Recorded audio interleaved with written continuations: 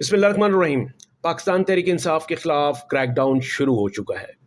और आज जो मरकज़ी सेक्रेटेरिएट है पीटीआई का यहाँ G8 इस्लामाबाद सेक्टर में, वहाँ पर आज पुलिस की एक भारी नफरी ने रेड किया।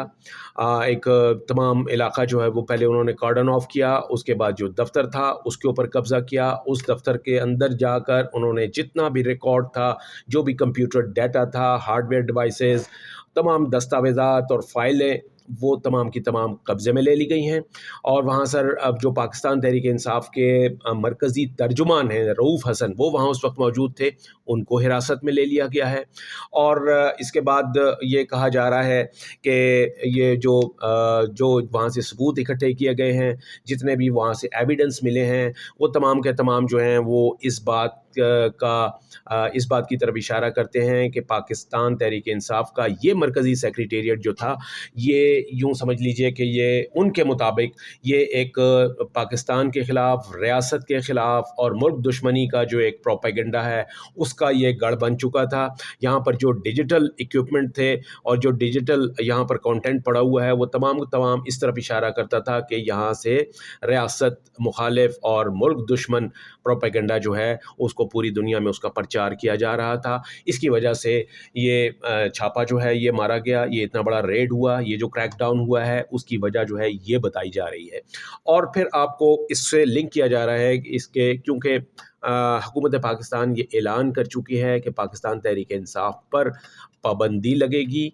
और इसके लिए बाकायदा इंफॉर्मेशन मिनिस्टर अताउल्लाह तारा साहब ने एक प्रेस कॉन्फ्रेंस की थी, जिसमें उन्होंने कहा था कि जी आप पाकिस्तान और पाकिस्तान तहरीक इंसाफ जो है दे कांट को एग्जिस्ट, ये एक साथ नहीं चल सकते।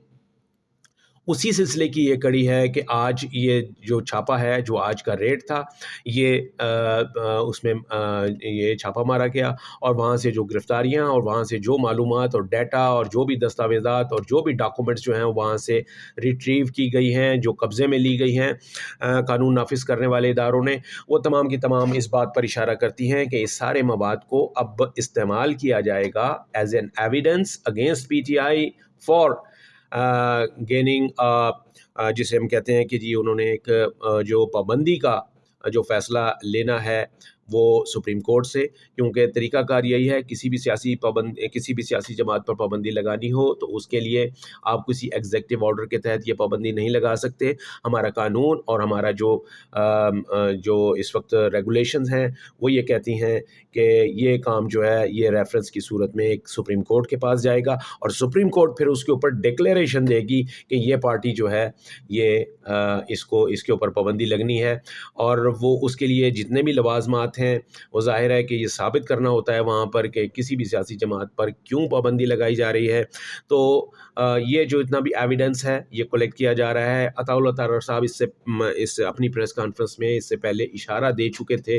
बता चुके थे कि जी हमारे पास तमाम मवाद जो है वो मौजूद है, हमारे पास तमाम एविडेंस हैं, सबूत हैं, जो हम इसके ऊपर पार्टी के ऊपर पाबंदी लगाने के लिए अदालत में पेश करेंगे। तो आज का जो छापा था पीटीआई सेक्रेटेरिएट के ऊपर, ये उसी सिलसिले की कड़ी थी। जो सबसे एक अहम कड़ी है वो सुप्रीम कोर्ट का फुल कोर्ट 13 रुकनी फुल कोर्ट का अक्सरियती फ़ैसला है, जो कि 8 और 11 जज साहिबान ने जारी किया। उस फैसले के मुताबिक यानी अक्सरियती फ़ैसले ने यह करार दिया था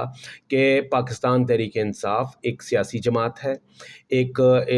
पार्लिमानी जमात है और इसको इसके जो सियासी हकूक़ हैं, जो कानूनी हकूक़ हैं, उसके मुताबिक इनको दीवार से नहीं लगाया जा सकता। इनको सियासत करने का हक़ है, पॉलिटिकल पार्टी बनाने का हक़ है और पॉलिटिकल पार्टी रन करने का हक़ है। तो इसलिए इसको पार्लिमानी जमात तस्लीम किया जाए। और ख़ास तौर पर उन्होंने ये कहा था, यानी अक्सरियती फ़ैसले में सुप्रीम कोर्ट के जज साहिबान ने ये कहा था कि जो आज़ाद अरकान, जिन्हें इलेक्शन कमीशन आज़ाद अरकान समझ रहा है, जो कि सुन्नी तहत कौंसल के अरकान हैं, उनको दोबारा ऑप्शन दी जाएगी कि वो अगर चाहें तो एफ़िडेविट दें कि वो पाकिस्तान तहरीक इंसाफ में शामिल हो रहे हैं। इलेक्शन कमीशन उन एफ़िडेविट्स की बुनियाद पर उनको नोटिफाई करेगा, उनको पार्टी में शामिल करेगा। न सिर्फ ये कि पार्टी का नोटिफिकेशन जारी करेगा बल्कि उन अरकान का भी नोटिफिकेशन जारी करेगा और जितनी उनकी तादाद होगी फिर उस हिसाब से यानी हिस्सा बक़दर जुस्सा के मुस्ताक उनको मखसूस नशिस्तों में से हिस्सा भी मिलेगा, उनको मखसूस नशिस्तें मिलेंगी। तो جو سپریم کورٹ ہے ملک کی، جو سب سے بڑی عدالت ہے، اس کے فل کورٹ یعنی 13 میں سے 11 جج صاحبان جو ہیں وہ پاکستان تحریک انصاف کو ایز اے پولیٹیکل پارٹی تسلیم کر رہے ہیں، لیکن حکومت جو ہے وہ یہ کہہ رہی ہے کہ جی یہ پاکستان تحریک انصاف اور پاکستان ایک ساتھ نہیں چل سکتے، اس کے اوپر پابندی لگے گی، اور اس کے لیے وہ اب تمام تر جو کوششیں ہیں وہ اسی جانب کی جا رہی ہیں کہ پاکستان تحریک انصاف پر پابندی لگوائی جائے۔ حکومت یہ کام خود نہیں کر سکتی، خود فیصلہ تو کر سکتی ہے لیکن کسی ایگزیکٹو آرڈر کے ذریعے وہ ان کے اوپر پابندی نہیں لگا سکتی۔ کل وزیر اعظم نے وفاقی کابینہ کا اجلاس بلا لیا ہے، اور ہماری معلومات کے مطابق اس کا جو پرائم ایجنڈا ہے وہ یہی ہے کہ پاکستان تحریک انصاف پر پابندی کا جو فیصلہ ہے وہ کابینہ سے لے لیا جائے گا۔ کابینہ ظاہر ہے کہ اس کی توثیق کر دے گی، کابینہ حکومت ہے اور حکومت کا ہی یہ فیصلہ ہے، لیکن کابینہ کی توثیق ہونے سے یا کابینہ کے پابندی لگا دینے سے ان کے اوپر پابندی نہیں لگے گی۔ یہ پابندی والا کام جو ہے وہ سپریم کورٹ میں ہوتا ہے، سپریم کورٹ میں ریفرنس جائے گا، تمام ثبوت جو ہیں وہ پیش کیے جائیں گے، اور پھر سپریم کورٹ کا ڈکلیریشن آئے گا کہ ہاں یہ جو جماعت ہے اس کے اوپر پابندی لگائی جاتی ہے۔ صرف اس صورت میں یہ پابندی جو ہے وہ مؤثر ہو سکتی ہے، اور یہ ایک پیچیدہ کام ہے، یہ ایک لانگ ٹرم کام ہے، یہ اتنا آسان نہیں ہے جتنا کہ حکومت سمجھ رہی ہے۔ حکومت کے جو اتحادی ہیں وہ بھی اسے سمجھا رہے ہیں، پاکستان پیپلز پارٹی اور جو دیگر پاکستان متحدہ قومی موومنٹ، یہ انہیں کہہ رہے ہیں کہ یہ کسی سیاسی پارٹی کو اس طریقے سے ان کے جو قانونی حق ہے، ان کا جو سیاسی حق ہے، اس سے محروم نہیں کیا جا سکتا، اور ایک پاپولر آواز کو آپ اس طریقے سے نہیں دبا سکتے۔ ایک ایسی پولیٹیکل پارٹی جو کہ بلا شبہ ایک سب سے بڑے ملک کے سب سے بڑے ووٹ بینک کی حامل ہے، ان کے سب سے زیادہ فالوورز ہیں الیکشن کمیشن کے اعداد و شمار کے مطابق، تو ایسی پارٹی کو آپ کیسے جو ہے وہ اس آواز خلق کو کیسے دبا سکتے ہیں اتنی بڑے اسکیل کے اوپر؟ تو مشورہ تو حکومت کو یہ دیا جا رہا ہے، لیکن حکومت کیا کرے کہ حکومت کے پاس اور آپشن کوئی نہیں ہے۔ حکومت کے پاس ایک یہی آپشن ہے کہ وہ کسی طریقے سے اس پارٹی کے اوپر پابندی لگا کے اس سے جان چھڑائے بائی ہک اور بائی کروک، اور پھر یہ ہے کہ وہ تبھی ان کی جو یہ حکومت ہے وہ اس طریقے سے چل سکتی ہے، ورنہ ان کی جو نیا ہے وہ ڈوبتی بھی نظر آ رہی ہے، اور ان کو اپنے پیر جو ہیں وہ اکھڑتے ہوئے نظر آ رہے ہیں۔ جو جتنے بھی اسٹیٹمنٹس آئی ہیں، خواجہ آصف کی اسٹیٹمنٹ ہو گئی، مریم نواز کی اسٹیٹمنٹ ہو گئی، وہ سب اس میں اس بات کو ان میں مایوسی جو ہے وہ نظر آ رہی ہے، انہیں پتہ لگ گیا ہے کہ جی ہماری حکومت کا جو ہے وہ خاتمہ ہونے جا رہا ہے، ہواؤں کا رخ تبدیل ہو رہا ہے، اور پاکستان تحریک انصاف جو ہے وہ شاید دوبارہ نمودار ہو رہی ہے۔ تو حکومت کی یہ ساری کوششیں اسی جانب اشارہ کر رہی ہیں، اور اس میں جو ہے یعنی کہ کہا یہ جا رہا ہے یعنی کہ جی اس میں اگر حکومت کی جانب سے یہ کہا جا رہا ہے کہ اگر ہم سے حکومت لی جا رہی ہے تو ہم سے لے لی جائے، لیکن پاکستان تحریک انصاف کو کسی صورت یہ حکومت نہیں ملنی چاہیے، ان کو جو ہے وہ دوبارہ سر اٹھانے کی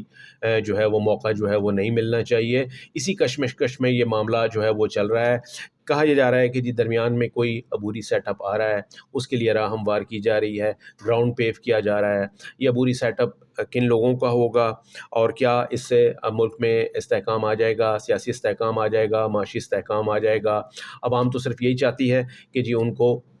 جو ہے وہ ریلیف ملے، لیکن کیا یہ جو اقدامات ابھی تک ہوتے آئے ہیں اس سے ریلیف کی بجائے عوام کو ہی اس وقت جو ہے وہ نقصان اٹھانا پڑ رہا ہے؟ وہ کہتے ہیں نا ہاتھیوں کی لڑائی میں چونٹیاں مرتی ہیں، اور تو اسی وجہ سے یہی ہو رہا ہے کہ یہاں پر یہ جو بڑے بڑے ادارے ہو گئے یا پولیٹیشنز ہو گئے، ان کی آپس میں لڑائی جو ہے وہ چل رہی ہے، اور اس کا خمیازہ جو ہے وہ عوام بھگت رہی ہے۔